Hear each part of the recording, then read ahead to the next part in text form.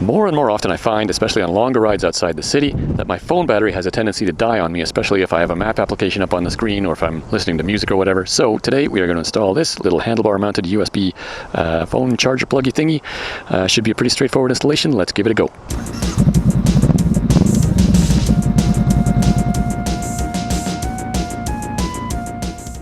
So, two very basic options for installation. Number one, we can take the seat off the bike and we can use these ring terminals to wire directly up to the battery. Or, if your bike is equipped with one of these, this is a battery tender lead, you can look for a USB charger that has an SAE plug and it'll plug right directly into there. It's probably a little bit easier. There's advantages and disadvantages to both approaches. Now the advantage of using the SAE connector is that it's an extremely easy installation. We just have to plug it in, route the cabling up to the handlebar, and we're basically done. The drawback is that this is a live connection. This will always draw power from the battery. So if you stop to get a cheeseburger somewhere and you leave your phone plugged in, even if the ignition is off, even if the keys are not even in the bike, this will happily drain power from the battery and you might find yourself with a dead battery.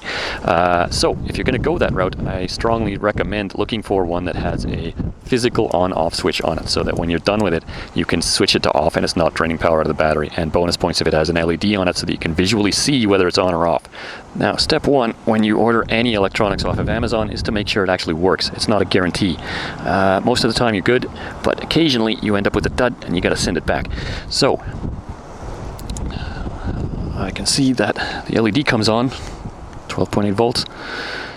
If I plug my phone in here, I should get a little charging notice from the phone, and I do, even though the bike is off. That's kind of scary, but I have this option to turn it physically off and the LED goes off, phone stops charging. So that looks good. Step one complete. Alright, mounting options. I want it close to the phone so I can put it on a short cord. If I put it on the right side of the handlebars, it means I got to use my throttle hand to turn it on and off. That's probably not a problem because I doubt I'll ever be doing that while I'm riding. That's probably the kind of thing that I'm going to set up before I set out, and I'm not going to touch it while I'm actually riding, so who cares. Ideally, I want it somewhere where I can see that LED so that when I get off the bike, I can make sure that it's blank. Off means no power, not going to drain my battery. So I'm going to put it right here. Alright. I think that's okay. It's got enough slack. It has to be able to turn with the handlebars without pulling on that cord too much. I think that's probably got enough slack there. Alright, final step. Please don't laugh at my cable routing. I tried to keep it under the tank as much as I could. I just used these cable ties here. So, snip, snip, snip. Maybe go a little tighter on that one. Snip.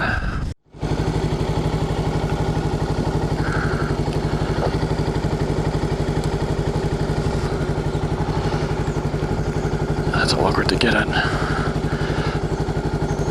but it's the kind of thing I won't be touching very often. Charging. Does indeed appear to be charging. I want to get a shorter cable so it's not dangling like this. Or I could wrap the cable around the handlebar, I guess. I've got options there. But it is charging.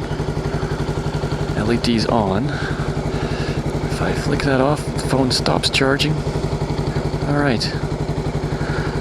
There's a little bit of cable hanging down there, but not too bad. Let's take it out for a spin. Alright, LED is on, phone is charging. It all appears to work okay. A couple of minor adjustments I'd like to make. This USB cable's way too long. I guess I could tie the slack around the handlebar, but I think a better option there would just be to get a shorter USB cable.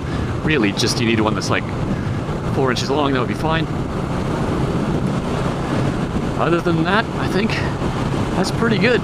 So if you go the other option of installing it inside the battery compartment with those ring adapters, I believe you have the option of controlling what happens when you switch the ignition off. When you switch the ignition off, you can tell it to kill the power to the charger, so you can't accidentally drain your battery. But that requires a little more know-how. If you're a more casual DIY guy like me, the SAE plug is super easy. I think that was a 5-minute installation job. I think that might be the easiest installation job I've done since I got this bike. So it all just seems to work. Now, if you do go the route of plugging it into the battery tender lead, I do, again, strongly recommend that you get one with a manual on-off switch so that you can explicitly turn it off when it's not in use. And you know, I was worried that I'd have to use my throttle hand to turn it off, but it occurs to me I can just use my other hand.